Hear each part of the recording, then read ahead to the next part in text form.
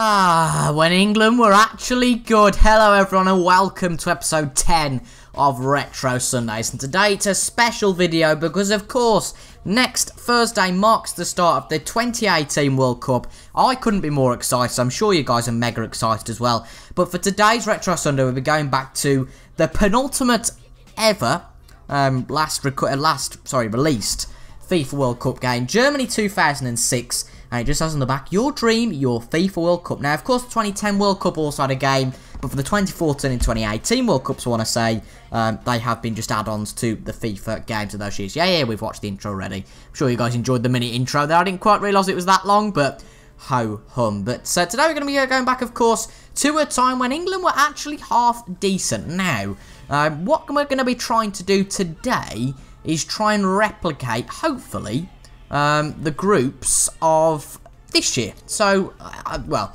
the trouble is I very much doubt, oh god, we're on semi-pro, yeah, we'll keep it on semi-pro so we can look good, yeah, we'll save changes, but we'll try and replicate the group as much as possible. I very much doubt Tunisia and Panama are on this game, but oh well. But of course, we've got Frank Lampard on the front of the game, and it was a time when England were really half decent. Now, of course, I'm going to use this video as a chance, of course I am, to look at the England team of today, compare it to the England team of back then. Of course we are, right. I very much doubt that the other teams will be on this game, but saying that there are a lot of teams on this game. We've obviously got Belgium, I presume, anyway. Go on, there we go, we've got Belgium there. So we're looking for Tunisia and Panama. I very much doubt Panama are going to be on this, but no, we've got no Tunisia either. So we're going to have to just play Belgium, and maybe have a game against Germany as well. So replicating the groups, we ain't going to be able to do that, ladies and gentlemen. But we are ranked ranked 5th in the world at the moment. Belgium ranked 43rd. And you have to say that now is a time that it's not going particularly well. But we've got, there we go, the FIFA World Cup first group stage, which, yeah, I'm happy with that. And let's advance. So, of course, we're going to be England. Of course, we're going to be England. Let's have a quick look at the squads for this game. We've got Paul Robinson in goal. Wow, this is a time where England were good. Gary Neville right back, John Terry and Ferdinand in the middle. We've got Ashley Cole left back, Beckham on the right, then Lampard, Gerrard and Cole, and then Michael Owen and Wayne Rooney up front. On the bench we've got David James, Chris Kirkland, Jamie Carragher, Sol Campbell, Ledley King, Sean Wright Phillips, Jermaine Genius, Kieran Dyer, Alan Smith, Owen Hargreaves, Jermaine Defoe, and last but not least, Peter Crouch. Is there anyone we want to play for the crack? I don't think there is. We've got the likes of Wes Brown, Zap Knight, bloody hell, Glenn Johnson, Nicky Butt, Phil Neville of the Wu-Tang Clan. Oh, we've got to play Heskey. We have to play Heskey. Right, come on. Where's Heskey? He has to play. Question is, we've got to take Rooney. Well, Owen or Rooney? Got to take Rooney off. Heskey's going to play for us, ladies and gentlemen. What a game this will be. Oh, there we go. Right, Tintin, one of the world's most recognised cartoons, hails from Belgium. Well, there you go. There you go, ladies and gentlemen. I've just realised, I just looked at my iPad, I've just realised there's an E-Prix today, Formula E E-Prix from Zurich. So, that's an interesting one. When does it start? Oh, is it tomorrow, eh? How come it's tomorrow? That's weird. On a Sunday, Tuesday on a Saturday. Oh well, but there you go. Here you could see the England squad of old. Oh, dearie me, look at these graphics. There's the Belgium squad. We'll have a quick look through that in a minute. But let's just check how we got on. I sound really stupid here, but forget, I was only 5 at the time. How we got on in the 06 World Cup. You know, we had a fairly easy group. It was Paraguay, Trinidad and Tobago, and somebody else. There we go. I recognise a total of two players from that squad. Vincent Kompany, of course, and Anthony van den Boer. Anthony van den Boer being the player that Chris Kamara got wronged on Soccer Saturday in the UK. Saying he got sent off for Portsmouth. Well, he did get sent off for Portsmouth. Oh dear, that was fantastic. Right, let's just check how we got on. Of course, it was in Germany, this was, so... right, in the group stage, we actually won the group. 2 wins and a draw. Knockout stage, beat Ecuador and then lost to Germany on penalties in the quarterfinals. So we might try and replicate that game against Germany, actually, and see how we got on. Of course, Italy won that tournament. I wouldn't have known that, admittedly. And then Germany finished 3rd, with Portugal 4th, and France in 2nd. Right, enough for the hoo-ha now. Let's get into this game. As you can see, there he is, the man, the myth, the legend, Emile Heskey. He's on the ball now, ladies and gentlemen. There's Steven Gerrard. And here we go. This should be a fantastic game. And let's use this as an opportunity to talk about the 2018 World Cup. I know it's Retro Sunday and we're supposed to really be talking about the game. But on this occasion, I think you can probably excuse me for talking about the World Cup that's happening next week, because the World Cup is more important than anything in my life for the next month. The World Cup is going to be fantastic. Pretty much as many games as possible, as humanly possible. I'm going to be watching all of them. If I can. What a lovely ball from Lampard. Through to Owen. Right, where's Heskey? We're not going to bother. We're just going to shoot with Owen. Oh, no, we're not. Into Heskey. Oh, never mind then, Heskey. It's different controls to this game. That's why I got confused. Let's use this opportunity now. The fans and everybody, after a few friendly wins and etc, seem to think positively about this World Cup. You know, there's no pressure on the lads. But, you know, they've been very well perceived into the media. Danny Rose has come out with his previous depression, and, you know, that's been hailed as a good thing, which is definitely a good thing. I'm not saying that's a bad thing. That's definitely a good thing. But, you know, there's been no sort of political stories in terms of, you know, everyone's been happy. There's been no negativity towards the England squad. And of the squads that we've taken before, it's got the least average caps. Now, let's have a shot with Heskey. Oh, close. Well done, Emile. And if you don't know who Heskey is, you don't deserve to live.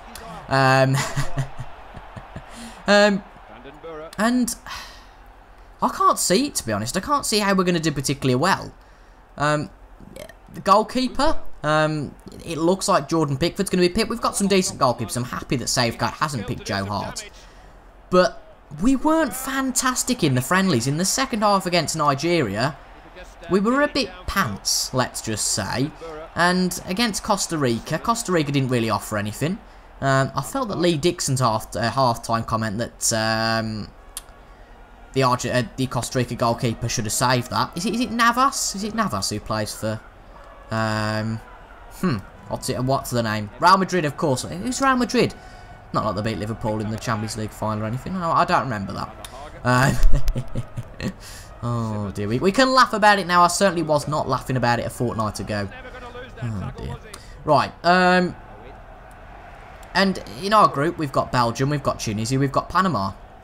Now, the way I see it, we're going to beat Panama quite easily, but Tunisia are going to be a team that's tricky. You know, the African teams offer quite a different challenge. They always do particularly well at the World Cup.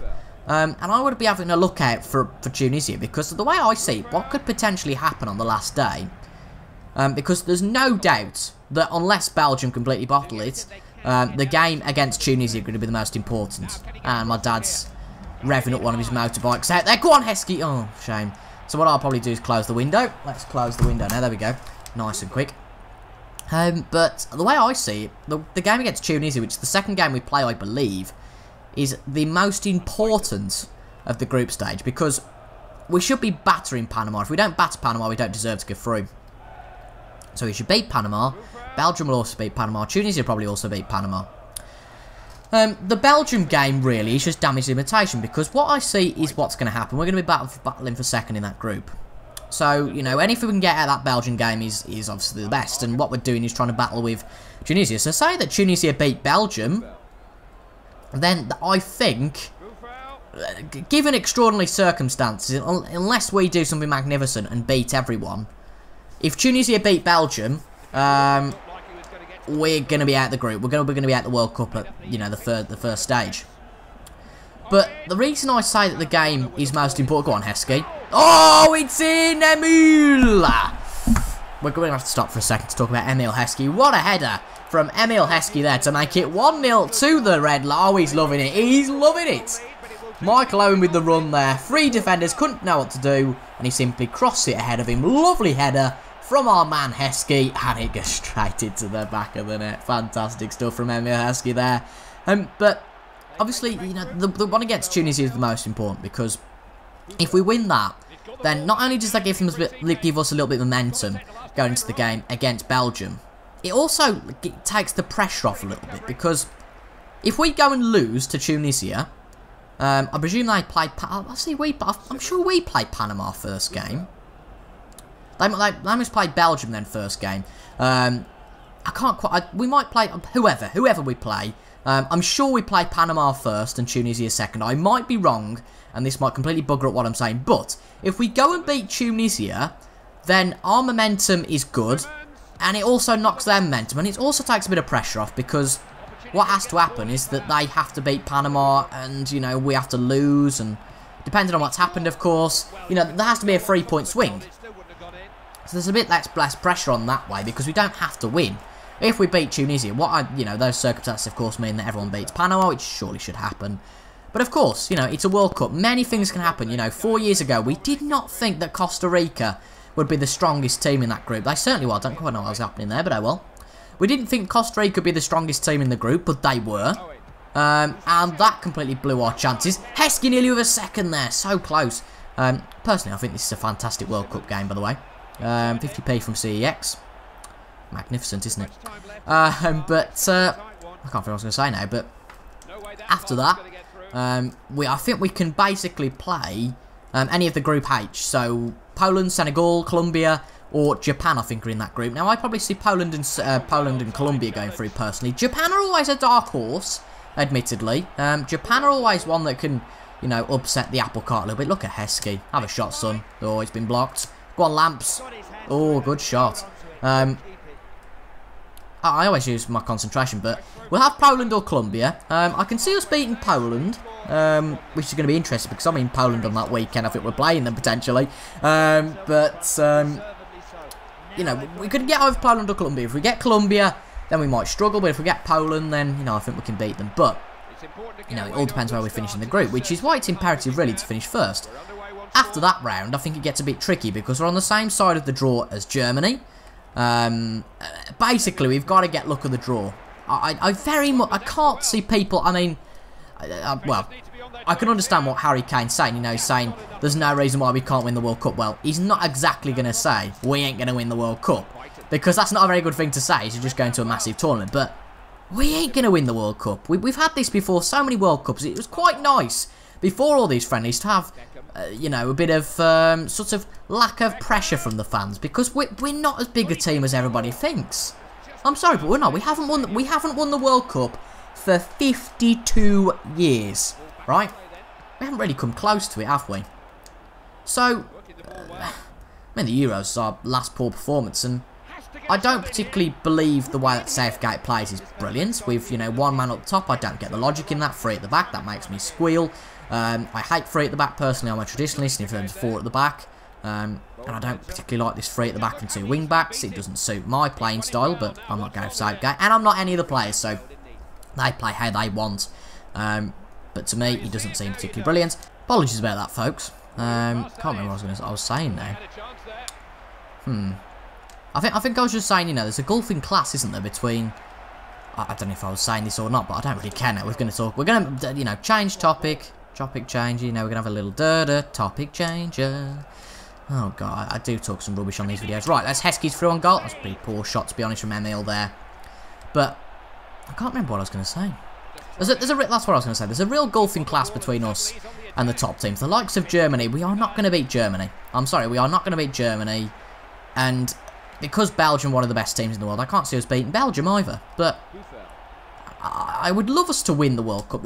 I'm not saying, oh, I don't want us to win the World Cup, but me being the person I am and me being the pessimist that I always have been, I prefer the realist, but people seem that pessimist is the better word. I don't see it. So we'll have to see how it all goes. There's a few dark horses. I think the likes of Japan.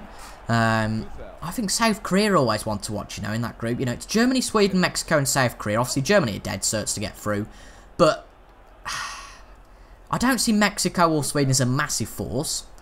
Also, in the Argentina, I don't see Argentina. I think there's always at one World Cup, there's always at every World Cup a bit of a scapegoat, a bit of a big team that goes out. We had Spain, I think, last time. Obviously, last time we had was it? I think it was Italy, wasn't it? It's because it was us and Italy, I think, that went out. They're obviously not at this World Cup. I can't quite get over that, as well as the Dutch. But I can't remember what I was going to say now. But I feel like Argentina might not get out of that group. I mean, there's Argentina, Iceland, Croatia and Nigeria, and they're three pretty good teams. So it's going to be very exciting. Hopefully I'm thinking of maybe doing a few previews for the England matches. That would be quite interesting. Coming up to the World Cup. But, you know, it's going to be a fantastic month of football. I am really looking forward to it. Again, it's not, you know, the Euros isn't really like it. The Euros is sort of like it, but it's not as good. The World Cup, you know, is fantastic. It's been 4 years since the last one. Of course, I was 13 at the last one. The last tournament I really watched was the Euros because I did a predictor league. So, you know, I was watching sort of the results for my games, and I predicted pretty well. So, I feel like I've got a decent amount, oh dear, Heskey, you know, a half decent amount of knowledge, let's just say. You know, for these games. But the World Cup really is, particularly the games with the smaller teams, you know, the likes of these South Koreas, the likes of these Japans, the likes of these Panamas and Tunisias.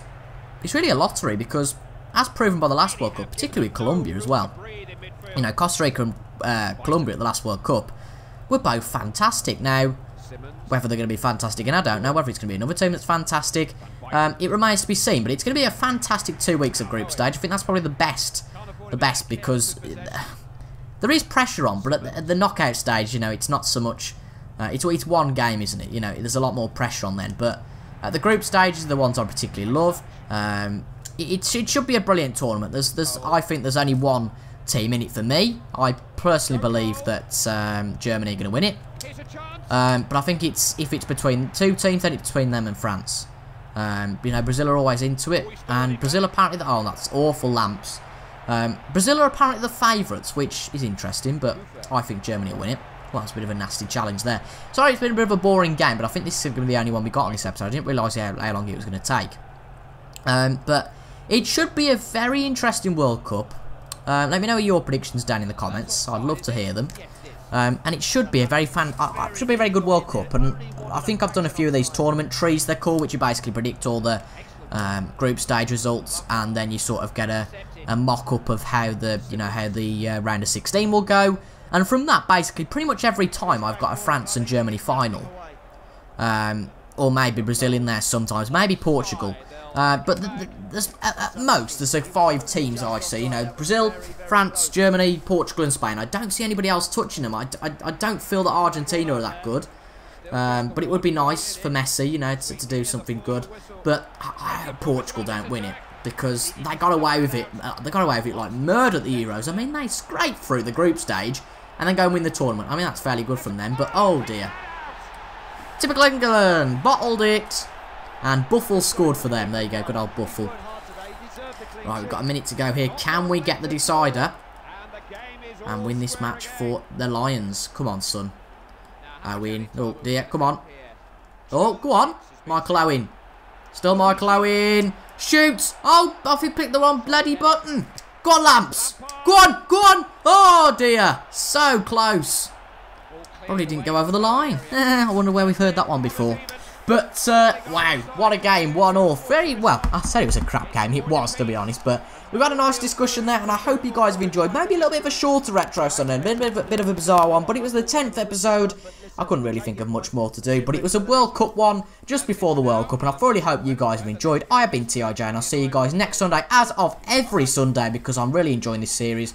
I have no plan to stop it yet. For now, yet another Retro Sunday on the channel. Let me know any suggestions you have for games. I'll try and get them sourced. Thank you very much for watching, and I'll see you guys next Sunday for another Retro Sunday. Thanks for watching, and I'll see you guys later. Goodbye.